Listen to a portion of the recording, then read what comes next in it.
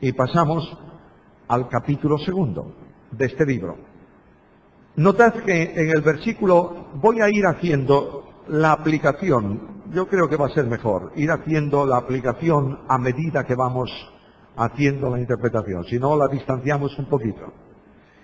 Sucedió en el mes de Nisán, en el año 20 de Artajerjes, 4 meses después de la primera oración, que estando ya el vino delante de él, tomé el vino y lo serví al rey. Y como yo no había estado antes triste en su presencia, me dijo el rey, ¿por qué está triste tu rostro? Pues no estás enfermo. ¿No es esto sino quebranto de corazón? Entonces temí en gran manera. Mirad, Dios está poniendo a prueba la fe del líder. Durante 4 meses ha estado diciéndole, Señor, mira, el único que puede resolver el problema es Artajerjes. Por favor, ábreme una vía para él. Que yo pueda encontrar, que pueda tener acceso a Artajerjes y que él resuelva lo que yo sé que necesito para reconstruir el muro y la ciudad. Y de pronto, este hombre que ha estado así, se enfrenta con un momento enormemente peligroso. Artajerjes le miró y dice, tienes mala cara, ¿eh? Y tú sabes que cuando un emperador miraba al copero, decía, ¿tienes mala cara? ¿Sabes lo que podía esperar el copero? ¿Cómo se arreglaba esa mala cara? Cortando el cuello. Y dice, tú no estás enfermo.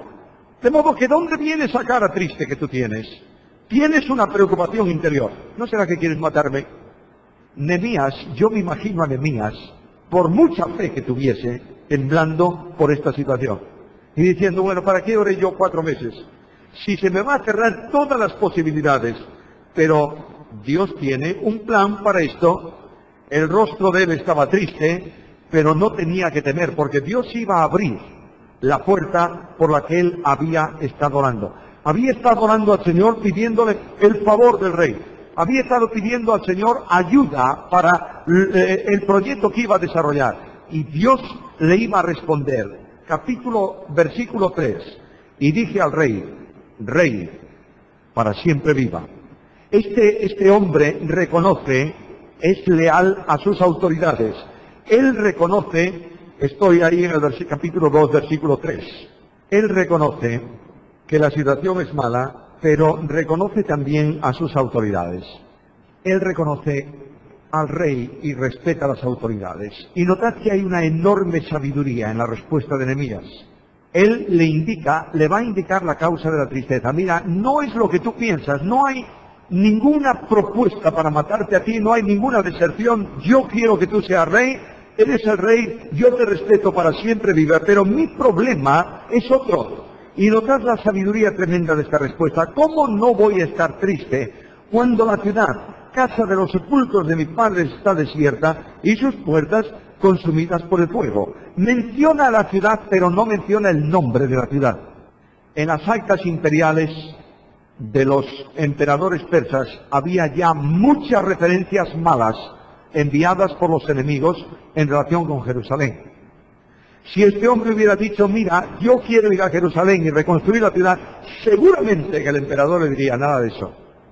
Jerusalén históricamente había sido una ciudad rebelde que había causado muchos problemas, no solo a los imperios anteriores, sino a lo largo de la historia.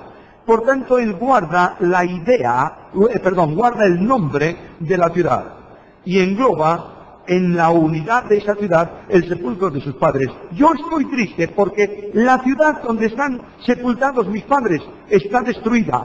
Por tanto, estoy triste. Ahora, el líder de Dios, el hombre de Dios, ¿confía en Dios o no? Sí, pero es sabio para actuar. El hecho de que tú confíes en Dios no significa que seas un arrogante y que le digas al rey lo que te parezca a ti, sino actúa con sabiduría, porque el hombre de Dios es sabio en su actuación. Capítulo 16 de Mateo. Mateo capítulo 16 y versículo 19. A ti daré las llaves del reino de los cielos, y todo lo que atares en la tierra será atado en los cielos, y todo lo que desatares en la tierra será desatado en los cielos. Dios tiene una identificación con el ministerio de liderazgo dentro de la iglesia. Pero esto no significa que tú hagas algo contrario a la voluntad de Dios y que seas arrogante, en el sentido de pensar que Dios va a responder y a proteger todo cuanto tú hagas, no importa cómo lo digas. Hay que actuar con sabiduría en toda la situación. La humildad de Cristo es manifiesta. Cristo respondió las preguntas de todos, pero guardó silencio delante de los arrogantes. A Herodes, por ejemplo, no le dijo una sola palabra, pero en cambio respondió las palabras de cualquier persona que a lo largo de su ministerio vino a él. Ahora, Dios va a abrir el camino. Versículo 4, la primera parte. Me dijo el rey, ¿qué cosa pides? Bueno, si lo que estás triste, si la razón de tu tristeza no es que quieres hacerme algún daño o que eres un sedicioso o que estás al servicio de uno de mis enemigos, entonces, ¿qué es lo que pides? Si el problema tuyo son los sepulcros de tus padres y la ciudad desierta, ¿qué pides? ¿Qué es lo que hace Nehemías en ese mismo momento?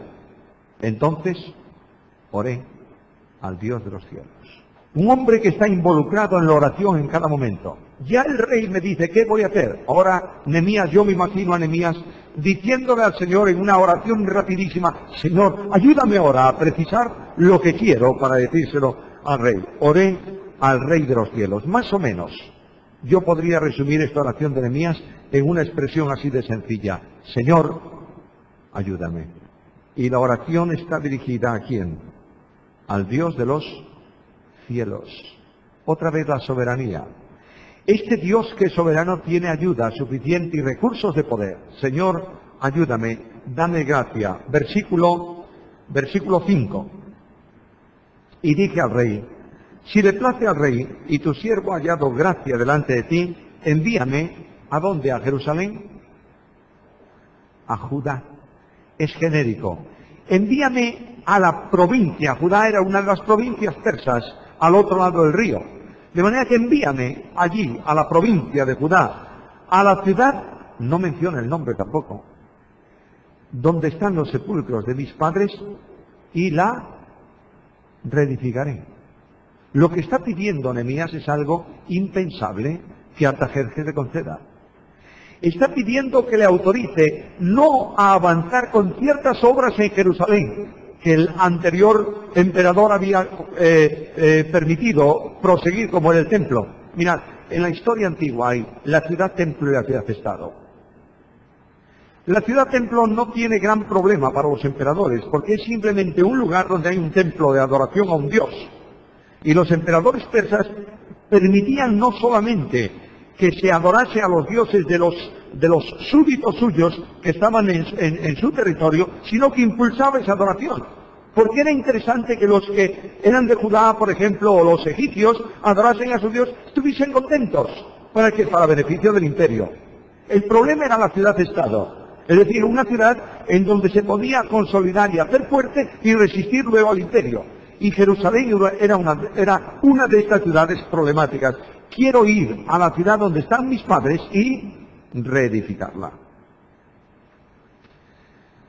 Ahora versículo 6. Entonces el rey me dijo, y ahora una cosa muy curiosa es este párrafo que intercala aquí el versículo, y la reina estaba sentada junto a él.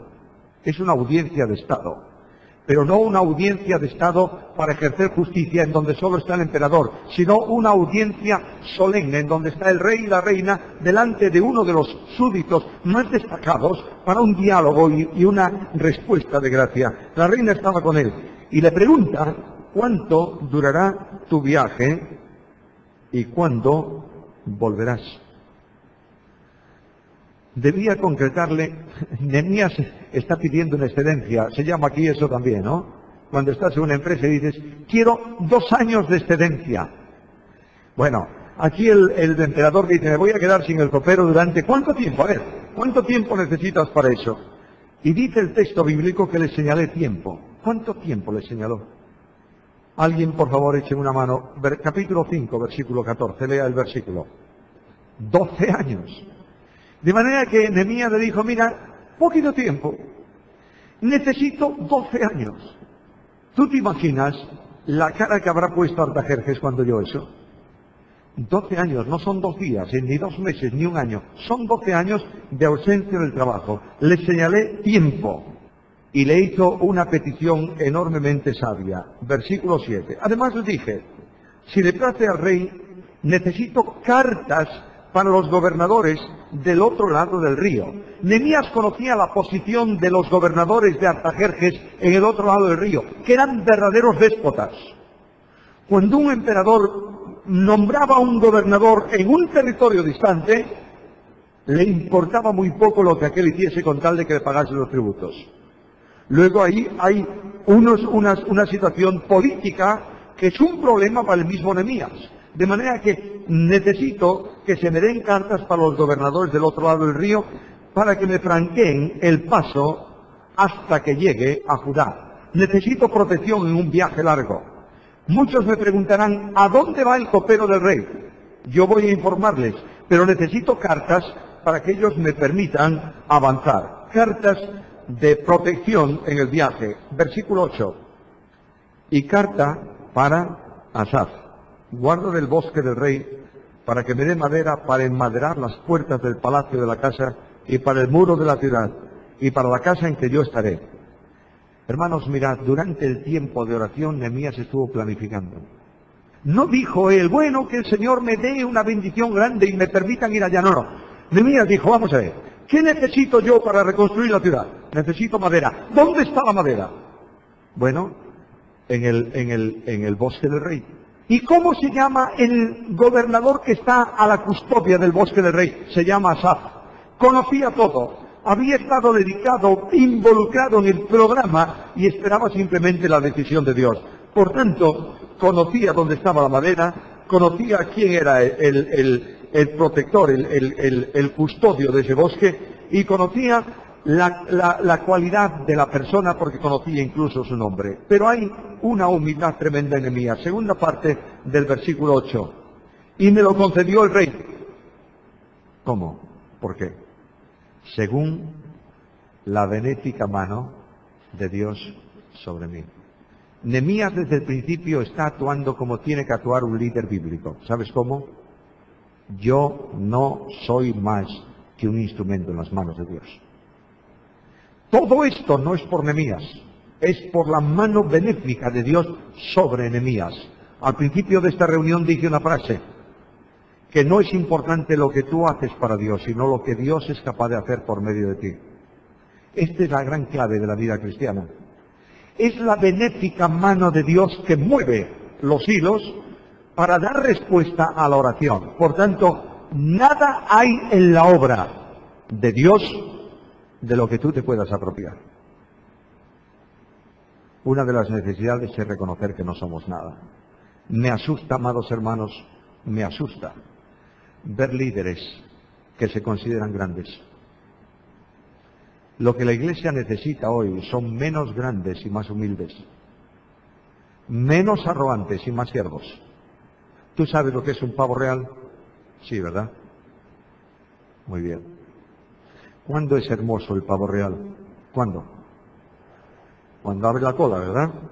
Bueno, yo esperaba esa respuesta. Cuando un pavo real abre la cola, vete al zoo, supongo que habrá alguno, y cuando el pavo real abre la cola siempre te da la cabeza. Abre la cola y siempre te mira. Tú te mueves, él se mueve, para que veas la grandeza de su cola, etcétera, etcétera, etcétera. Lleva a un amigo y dile, mira, entretenme al pajarraco este y date una vuelta por detrás del pavo cuando tiene la cola abierta.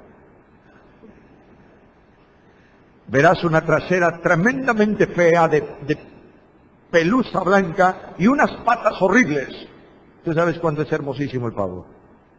Cuando tiene la cola baja, porque no ves ninguna de sus vergüenzas.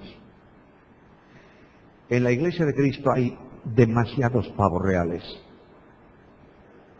Cuando tú ves uno de estos pavos reales en la iglesia, siempre te dan la cara. Quieren que tú los observes de frente, pero ocultan siempre detrás de sí una trasera desvergonzada de arrogancia personal. Hermanos queridos, Dios llama al liderazgo bíblico a ser como Jesús, ¿o no? ¿Sí o no? ¿Y cómo era Jesús? Manso y humilde de corazón. Mi oración al Señor de gloria es que Él retire de su iglesia toda la arrogancia que pueda haber en su liderazgo. ¿Para qué? Para que la gloria sea suya y el proyecto pueda llevarse a cabo. Ahora, llega el capítulo, el Señor le da a los Nehemías su respuesta y le da la provisión. Versículo 9. Vine luego, versículo 8, y me lo concedió el rey. ¿Qué me concedió? La carta. Ahí tienes el edicto de Artajerjes I, que autoriza la reconstrucción de la ciudad y del muro. Sorprendente, nunca nadie hubiera pensado cosa semejante, ni los enemigos, ni los propios judíos. No se trata de edificar un templo, se trata de reconstruir la ciudad, cerrarla, amurallarla y poner protección suficiente para aquellos que estaban viviendo avergonzados porque no tenían dónde refugiarse. Versículo 9. Y vine a los gobernadores del otro lado del río y les di las cartas del rey. Mirad, Nehemías no pasa por el territorio del otro lado del río solo. Se va a los gobernadores y le dice, aquí está el delegado del emperador, con una misión. Y vosotros como gobernadores suyos debéis ejercer la protección necesaria en aquello que yo voy a hacer. Aquí está la carta imperial. Y el rey envió conmigo capitanes del ejército y gente de a caballo. No es un pobrecito Nehemías que camina solo por un territorio grande y que puede morir de cualquier manera porque un caprichoso gobernador lo mata y le dice al rey, lo encontré muerto en el camino. Es un hombre que va rodeado del poder imperial para ejercer un ministerio en Judea. Indudablemente, cuando yo pienso esto, sé que cuando Dios llama a alguien a su obra, cuando Dios coloca el líder, no el líder se coloca a sí mismo, tendrá la protección de Dios. Los ejércitos de Dios al servicio suyo, en protección para que lleve a cabo el ministerio de la labor. Puede ser esté dentro de una cárcel, pero tendrá el poder de Dios consigo. ¿Recordáis lo que dice Pablo? Todo lo puedo, ¿cómo? En Cristo que me fortalece. Por tanto, cuando la obra es de Dios, y esto tenemos que tenerlo muy claro, yo quiero preguntarte, por supuesto en silencio, ¿quién te llamó a la obra? ¿Quién te ha colocado como líder en la iglesia de Cristo? ¿Te has puesto tú o te ha llamado Dios? Aquí hay una diferencia notable. Cuando es Dios quien te ha colocado, Él se ocupa de ti. Cuando eres tú, tienes que ocuparte de ti mismo. Y el gran problema de liderazgo es precisamente este. Sobre todo, quiero hablar con mucho cariño y mucho respeto a personas que estén presentes y que estén a pleno tiempo sirviendo al Señor. Una de las cosas que tengo que tener yo muy claro es quién me llamó a la obra de Dios a mí. Porque entonces sabré quién va a resolver los problemas de mi ministerio. Si es Dios quien te llama, no preguntes, no lleves tus problemas a otros. Llévalo al que te llamó a la obra. ¿Cuáles? Todos. Incluyendo también el económico, Naturalmente que sí. Imagínate, por favor, es un ejemplo que te pongo.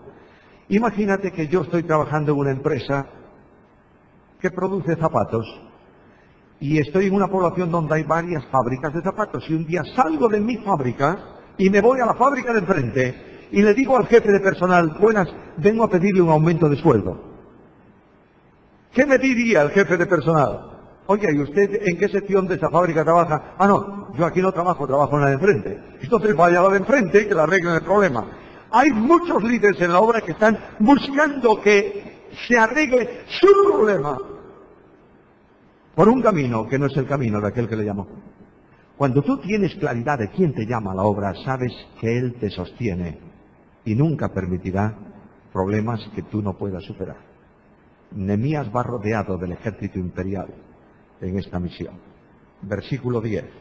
Pero la presencia de los enemigos. Pero cada vez que encuentres esa palabra, haz un alto porque viene algo muy importante detrás. La primera vez que la encuentras está en el Génesis capítulo 3. ¿Recordáis? Empero la serpiente era. Cada vez que veas eso, detente. Mucho ejército alrededor de Nehemías, sí. Muchas cartas, naturalmente. Muchos gobernadores diciéndole, está bien, señor Nehemías, pase usted, siga su camino. Pero Sanbalat Horonita y Tobías el árabe, dos personas que tenían autoridad delegada en cierto aspecto dentro de la provincia del norte de Judea. Estos dos y Tobías, el siervo amonita, les disgustó en extremo que viniesen algunos, ¿para qué? Para procurar el bien de los hijos de Israel. ¿Sabe lo que dice el versículo? El enemigo de Dios tiene siempre problemas cuando el pueblo de Dios progresa. Cuando Dios va a hacer bendiciones y alguien viene para fortalecer al pueblo de Dios, testigo de Dios en la tierra, los enemigos se van a coaligar. No esperes nunca bonanza en una iglesia que viva conforme a la voluntad de Dios, del mundo, Puedes encontrar bonanza interior. Pero cuando Cristo habló de compromiso, de vida cristiana, de identificación con Cristo, dijo algo muy serio. En el mundo tendréis aflicción. Cuando Cristo vino al mundo, y es un paréntesis aplicativo aquí, cuando Cristo vino al mundo, dice la Escritura que la luz de Dios brilló en las tinieblas, ¿es verdad? Es verdad. Y los hombres amaron más, ¿qué? Las tinieblas que la luz, porque sus obras eran malas. ¿Qué quisieron hacer? Apagar la luz. Y entonces dijeron, apaguemos la luz, saquemos a Cristo del medio. Pero Dios hizo un milagro. Dios encendió millones de luces en el mundo en tinieblas, en la vida de los cristianos. No esperes en tu vida otra cosa que lo que ocurrió con Jesús. Que el mundo trate de ¿qué? De apagar tu luz. Y Pablo dice que aquel que quiere vivir piadosamente, ¿qué?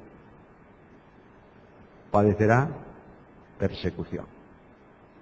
Bueno, la oposición. Sanbalat, posiblemente con toda probabilidad el gobernador de Samaria, Tobías, gobernador de Amón, es decir, por eso se le llama amonita, posiblemente pertenecía a una familia que cita Josefo en su historia, y estos dos tienen una oposición por una razón, por un resentimiento contra Israel. Es la enemistad histórica de los pueblos del norte, especialmente contra el pueblo de Dios. No quieren a nadie que busque el bien de ellos, y posteriormente tendrían enemigos en el interior de su propio pueblo. Bueno, ahora viene la última parte del capítulo, y es la presencia de Nehemías en Jerusalén. Capítulo 2, versículos 11 al 16. Lo primero que el líder hace al llegar a Jerusalén, llegué a Jerusalén y estuvo allí ¿cuántos días? 3 días. ¿Qué hizo Nehemías en esos 3 días? ¿Alguien lo sabe? ¿Cómo? Bueno, lo que Nehemías hizo, indudablemente Nehemías oró, ¿verdad? Pero ¿sabe lo que hizo Nehemías? Descansar. A veces los que estamos en la obra a pleno tiempo, y esto es una asignatura muy pendiente mía, creemos que el descanso no es espiritual. Que descansar no es buena cosa, no. ¿Qué dijo Jesús a los suyos? Venid vosotros a un lugar aparte y descansad. Necesitamos descansar. Nehemías cabalgó, llegó después de un viaje largo y estuvo 3 días. Y de pronto Nehemías se levantó por la noche. Hasta ahora Nehemías no conoce la dimensión del problema más que por referencias. De manera que alguien vino y le dijo, mira, eso está muy mal, pero Nehemías quiere saber hasta dónde realmente está mal eso. Se levantó de noche. Yo y unos pocos varones conmigo, y no les declaré a hombre alguno lo que Dios había puesto en mi corazón que hiciese en Jerusalén. De modo que había llegado allí y no les dijo, mira, yo vengo para reconstruir la ciudad. No, él guardó, es el programa de Dios. No había tampoco cabalgadura conmigo, excepto la única que yo cabalgaba. Se levantó por la noche, no esperó a que amaneciera, tal vez era una noche despejada, yo creo que era una noche de luna llena, de manera que Nehemías podía hacer una revisión tranquila del problema a lo largo de la noche. Y Nehemías se dedica a una inspección personal de la obra que hace en solitario. Nadie cabalga a su lado, va él solo. ¿Cuál es el recorrido de inspección que hace? Versículos 13 al 15. Salió por la puerta del valle, luego se dirigió, eso está situado al suroeste de la ciudad, luego avanzó hacia el sur hasta llegar a la puerta del Muladar, luego continuó en dirección hacia otra puerta, la puerta de la fuente, luego atravesó el torrente de Cedrón, siguió la visita de inspección y concluyó encerrado en un círculo de muralla nueva en donde ya no pudo pasar con el caballo. Por tanto, realmente había un problema. Los muros estaban derribados, la verdad era esta, y la situación. Yo creo que Nehemías vio una situación peor, en realidad, de lo que le habían descrito. Versículo 16. Y no sabían los oficiales a dónde yo había ido, ni qué había hecho, ni hasta entonces lo había declarado yo a los judíos y sacerdotes, ni a los nobles y oficiales, ni a los demás. Es un hombre discreto. Otra de las cosas que tiene que tener el líder bíblico es discreción, sobre todo cuando aborda un problema. Vosotros sabéis por qué hay muchas veces resentimiento en la congregación para contar problemas a los líderes de la congregación. Porque no son capaces de guardar el secreto. Cuando tú estás abordando un problema debes ser enormemente discreto, mientras no valores y no actúes en relación con el problema. Versículo 16 se termina y ahora entra en la exposición del problema. Versículo 17. Les dije pues, vosotros veis el mal en que estamos en Jerusalén y está desierta, sus puertas consumidas por fuego. ¿Lo veis? Nehemías reunió a los líderes de la ciudad, a los principales hombres de la ciudad, en algún lugar de la ciudad. Yo me imagino que los reunió delante del templo. Y les dijo, señores, yo no voy a hablarles del problema. Mirad alrededor. ¿Qué veis? ¿Hay problema o no hay problema? Lo que él quiere es que el pueblo valore, los líderes de la ciudad valoren el problema. Muchas veces los líderes en la iglesia reaccionan por referencias. No, hay que estar dentro del problema. Hay que dimensionar el problema. Nehemías no está reprendiendo a esta gente, porque aunque no tenían atribuciones para construir, ¿pudieron haber sacado el escombro o no? ¿Pudieran haber limpiado la ciudad? Naturalmente que sí, eso no se lo prohibía a nadie. Pero ellos habían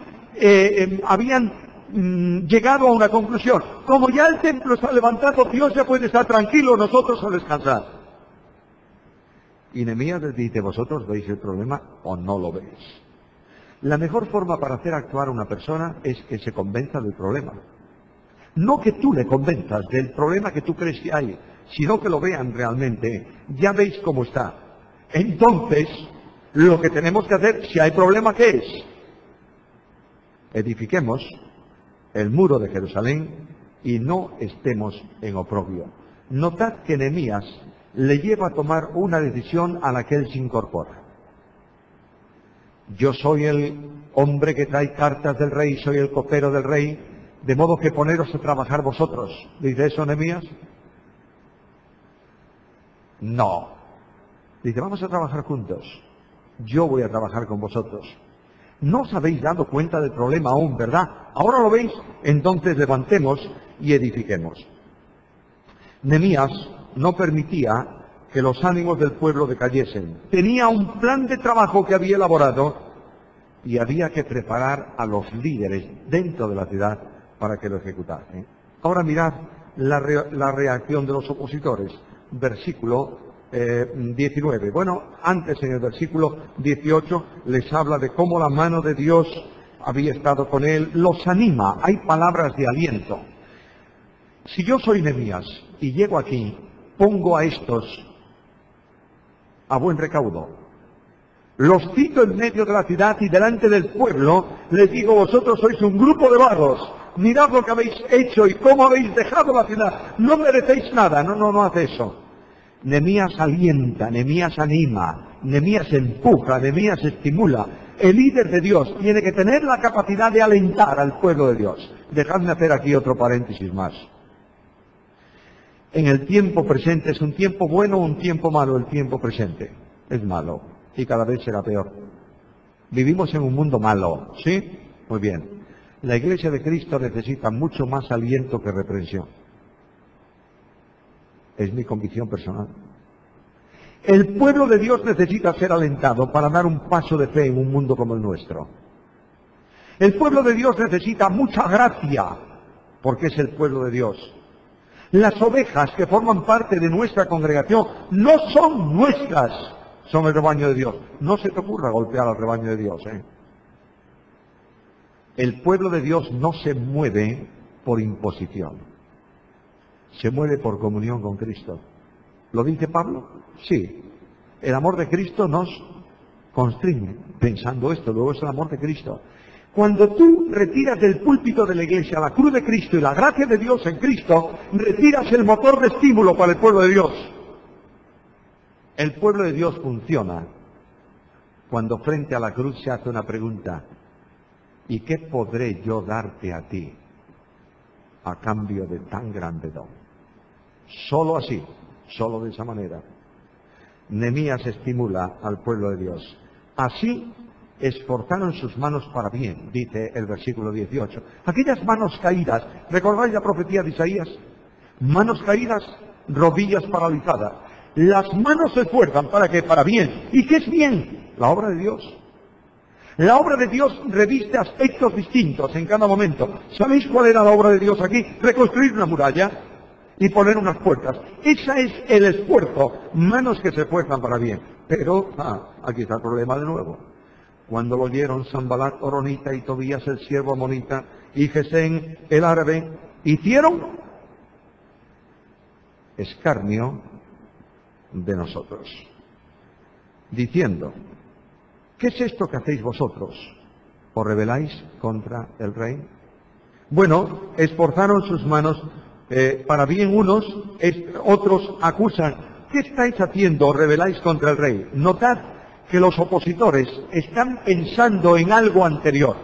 Se habían opuesto a la construcción del templo, el emperador lo había cancelado, 15 años paradas las obras, luego un edicto nuevo, se pone en marcha la reconstrucción del templo, pero ahora viene uno para construir la ciudad.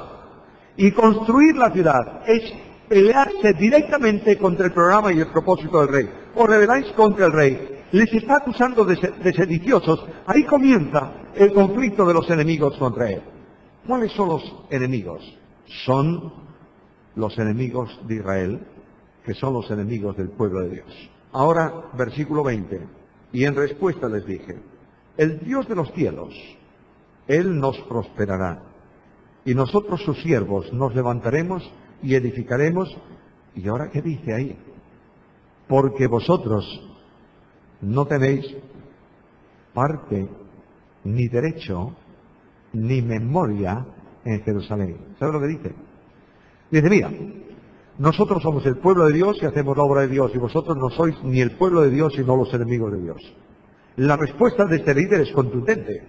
La respuesta de los enemigos es: basta de asustarnos, porque nosotros estamos haciendo una obra que el Dios del cielo nos ha encomendado, y no habrá nadie que impida que nosotros realicemos esta obra.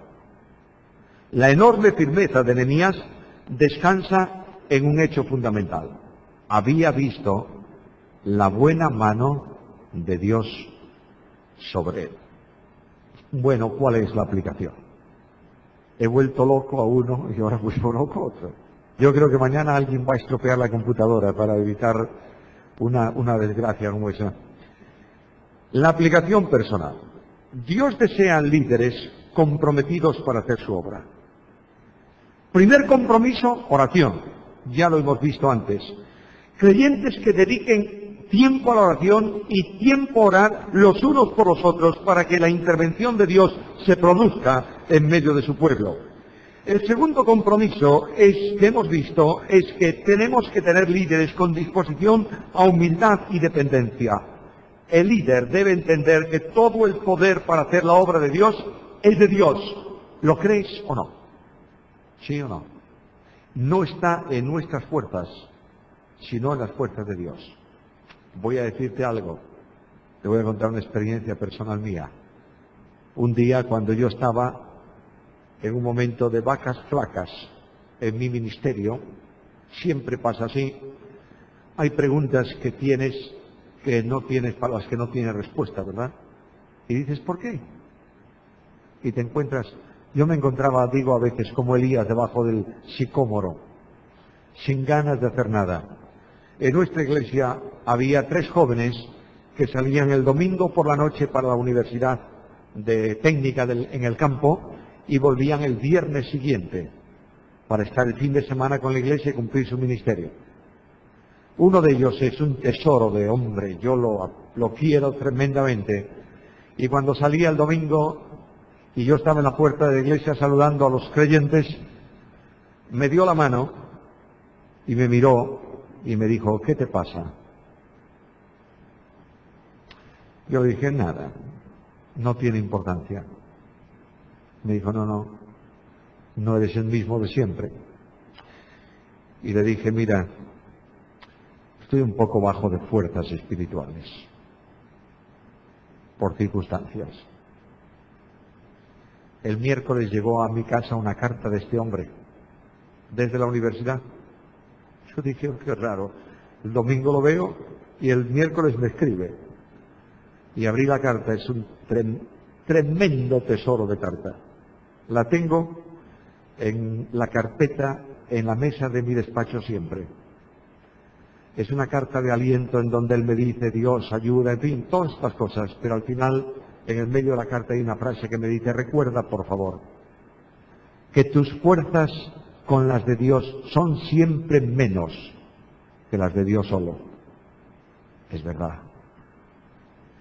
Y yo pensé en aquella palabra de Isaías que dice que Dios multiplica las fuerzas de ¿quién? Del que no tiene ninguna. Qué raro es este Dios nuestro, ¿verdad? Cuando tú multiplicas una cantidad por cero, ¿cuánto te da?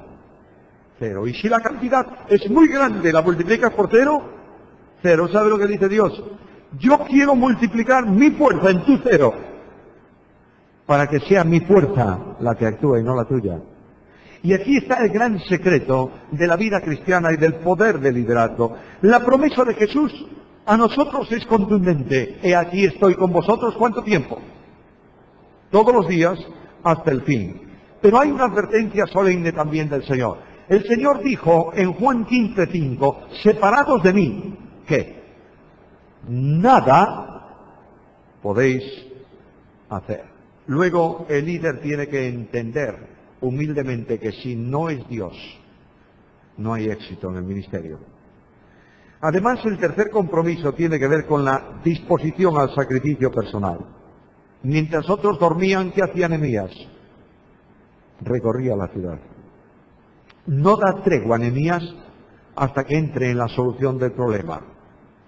Otra cuestión que yo veo ahí es la lealtad con las autoridades.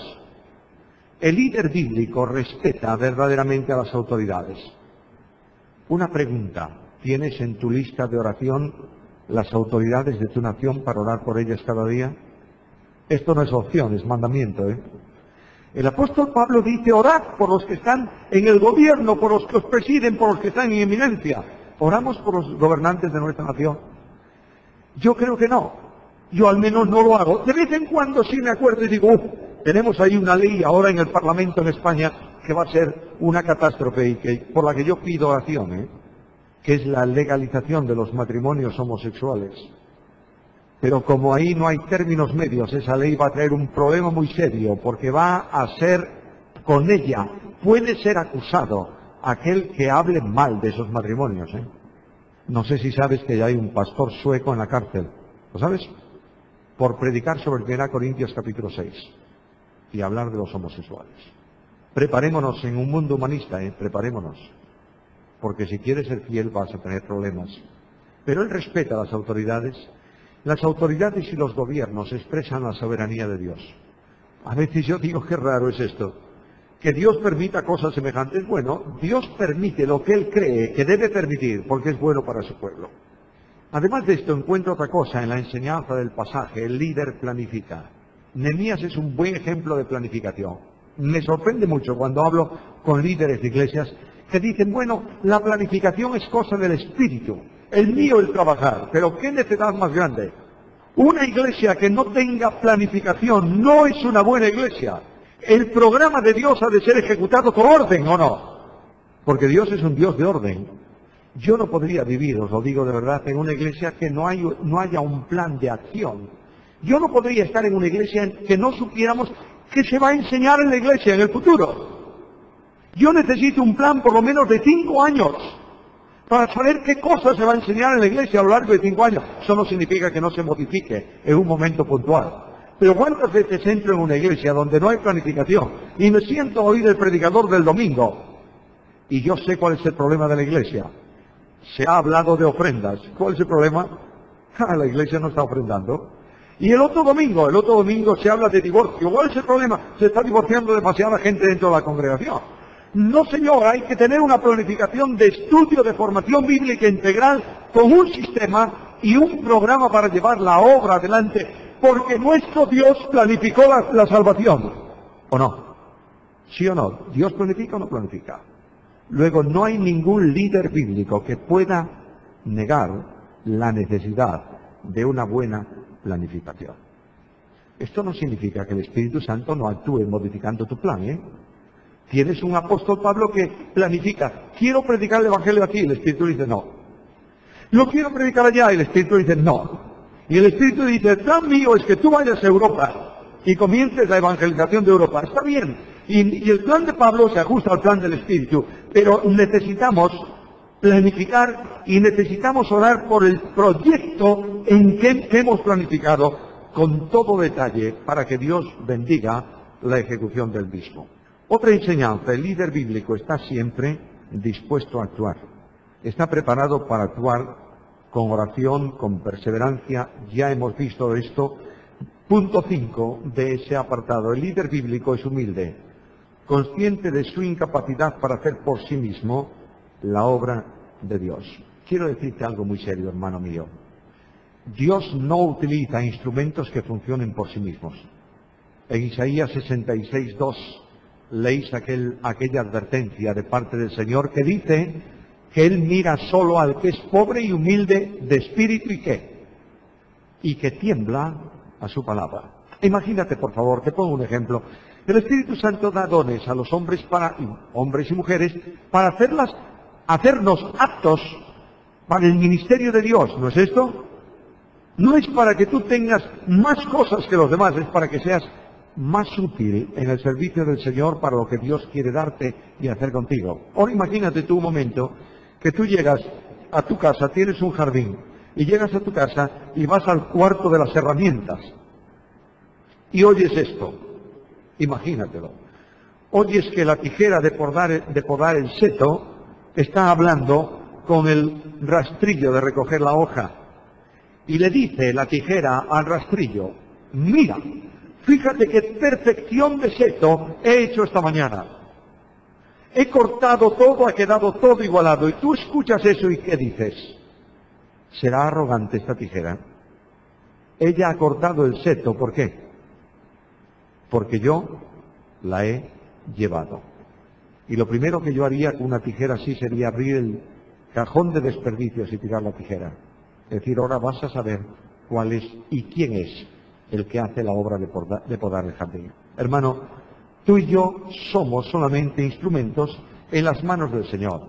Y hemos de entender bien que solamente con el poder de Dios se puede llevar a cabo su obra. Capítulo 15, primera carta a Corintios, capítulo 15, versículo 10. Ahí tienes un ejemplo impresionante de un líder bíblico. Leo el versículo 9. Pero yo soy el más pequeño de los apóstoles, que no soy digno de ser llamado apóstol porque perseguí la iglesia de Dios, pero por la gracia de Dios soy lo que soy. Y su gracia no ha sido en vano para conmigo. Antes he trabajado más que todos ellos. Pablo, ¿tú crees que puedes decir eso? Sí, lo puedo decir, ¿sabes por qué? Pero no yo, sino la gracia de Dios conmigo. Humildad. Dios bendice al que es humilde, no bendice al arrogante. Ahora, el líder conoce personalmente los problemas. Mira, conozco muchos líderes que han juzgado problemas por referencias, sin conocer verdaderamente el problema. Este líder no se detiene a considerar más que lo que es verdaderamente urgente dentro del problema general. Ha ido por la noche a revisar cómo está la situación, cuáles son las murallas que han caído, las piedras que han caído, observó los muros derribados, prestó atención al muro, versículo 15, y si no, lo contrario sería ocuparse de mucho, pero no concretarse en nada.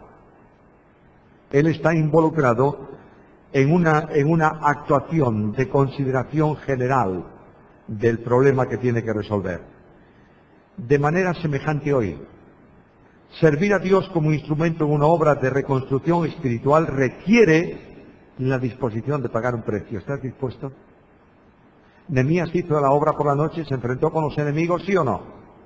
Cuando tú quieras llevar adelante la obra de Dios, tienes que entender que tienes que pagar el precio de la fidelidad a Dios. Y el Señor Jesús, en la obra suprema, de ejemplo supremo, fue fiel hasta la muerte y muerte de cruz.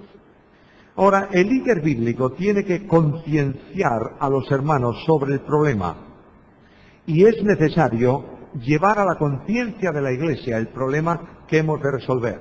La muralla derribada, las puertas quemadas, la situación delicada, no es expuesta por Nehemías.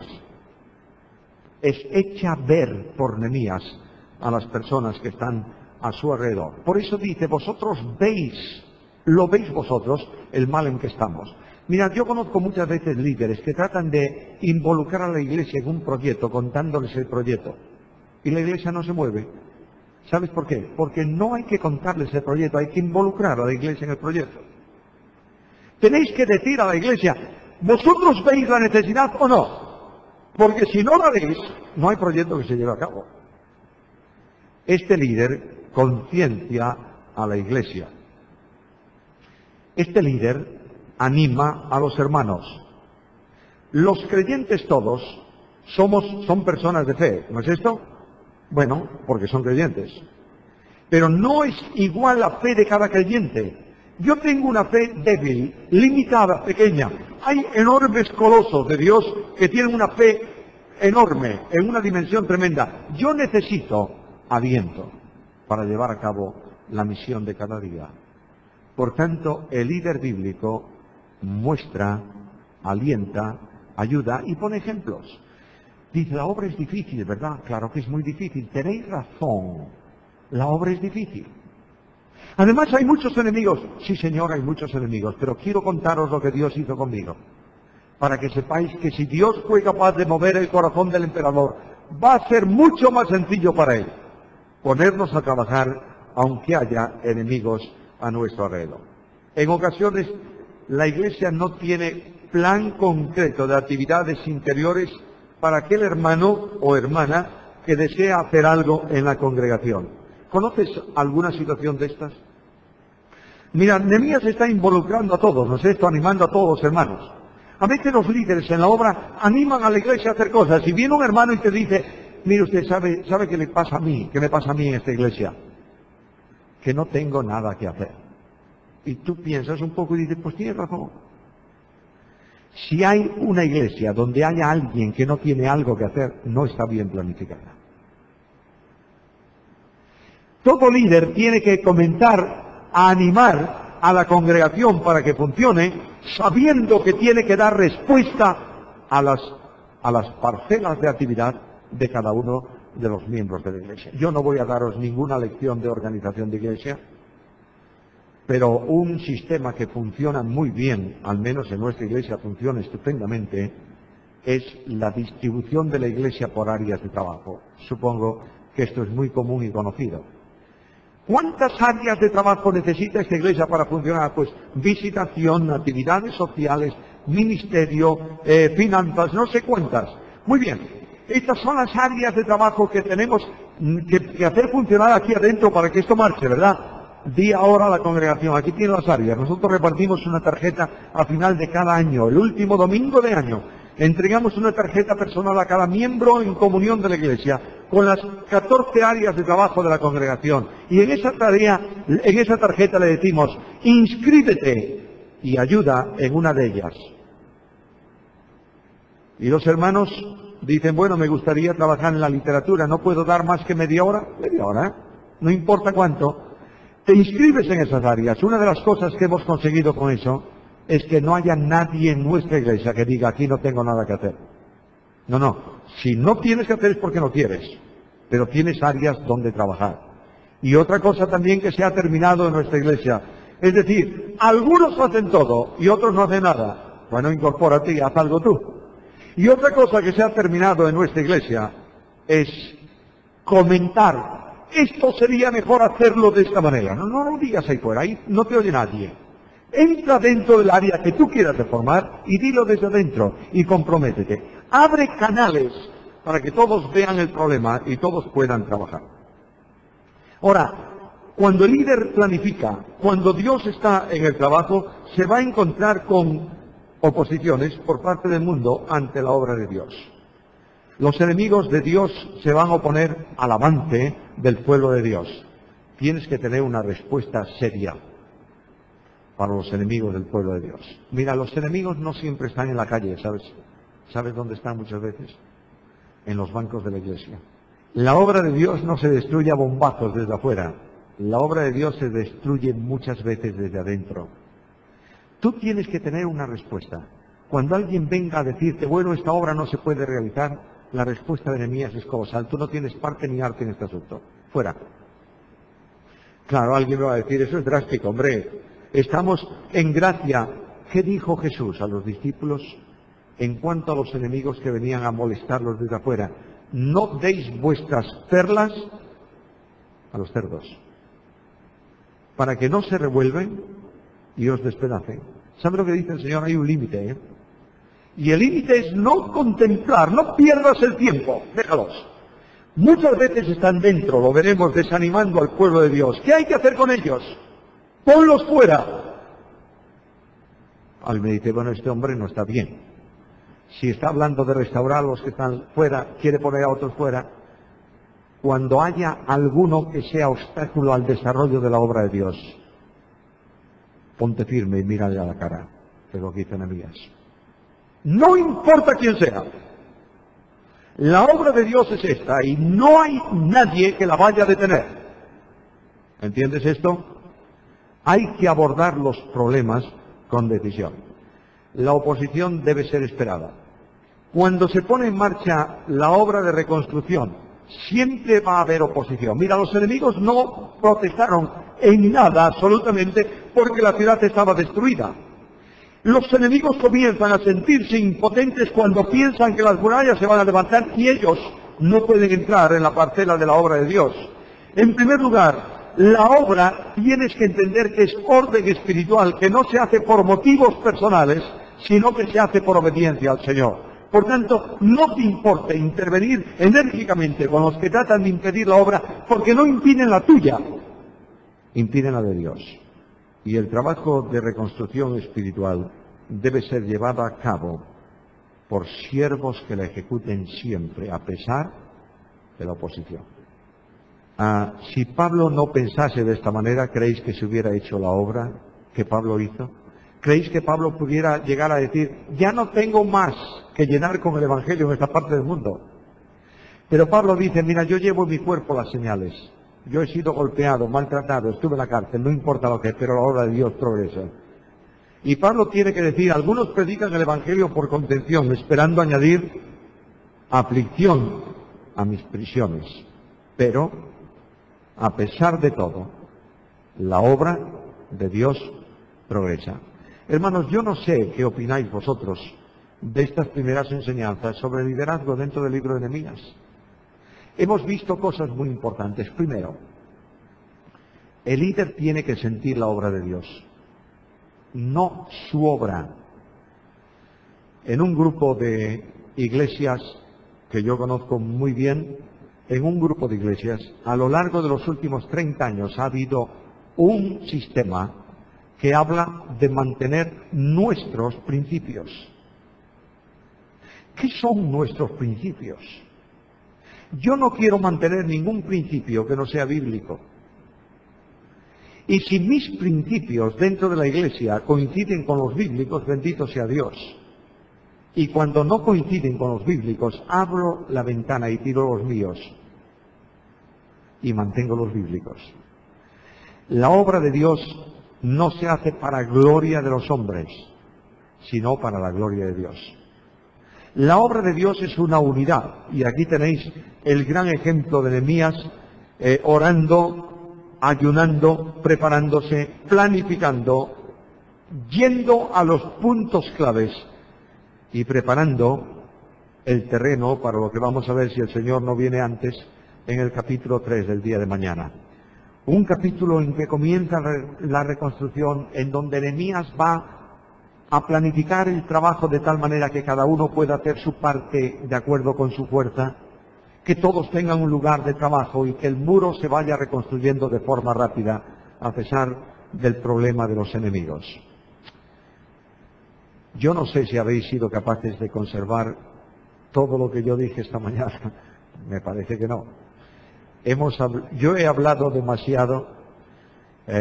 A veces algunos alumnos del instituto me dicen es la ametralladora, porque comienzo a disparar y no termino más. Esta mañana he sido bastante benévolo. Me he procurado, superando todas mis limitaciones, en sujetarme a las notas, porque no quiero terminar siendo un enemigo de mi hermano querido ahí con su computadora, pero no respondo de hacerlo así en algún momento de este programa. Lo que yo quiero que entendáis bien es que mi deseo es llamar vuestra atención hacia asuntos concretos de liderazgo, conforme a la Biblia. Me importa muy poco si tú eres de un grupo denominacional a otro, si tú eres pastor de la iglesia o eres anciano de la iglesia. Eso no tiene importancia para mí. Lo que yo quiero es que tengas claro una cosa. Dios tiene un programa, Dios tiene una obra, Dios tiene un liderazgo, Dios quiere que esos líderes actúen conforme a su obra, a su programa, y nos pone el ejemplo de Nehemías para que aprendamos que en primer lugar tenemos que orar. ¿Crees que esto es necesario? Dedica un tiempo a la oración el día de hoy. Vete a tu casa y haz una lista de asuntos concretos, puntuales, que tienes que llevar a la presencia del Señor como líder en su obra.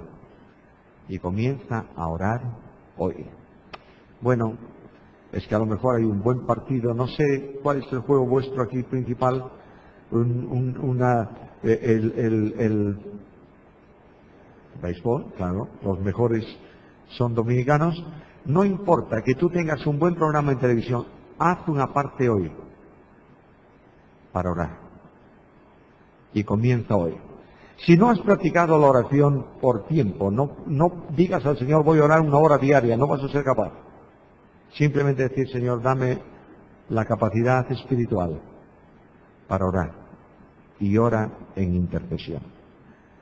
Y disponte para que Dios te utilice como Él quiera en su obra, para gloria de su nombre. Vamos a orar.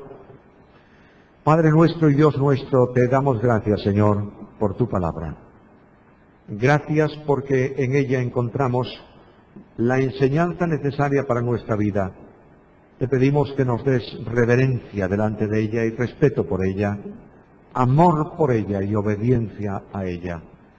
Señor, que esta sencilla lección de esta mañana en tu palabra sea alcanzada por cada uno de nosotros y que tu Espíritu la haga vida en nuestra vida y la haga valor en nuestra experiencia personal.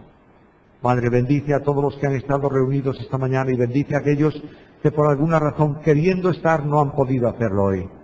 Y danos la bendición de ser gente creyentes comprometidos contigo en tu obra, instrumentos útiles en tus manos. Gracias por todo. Despídenos con tu paz y bendición.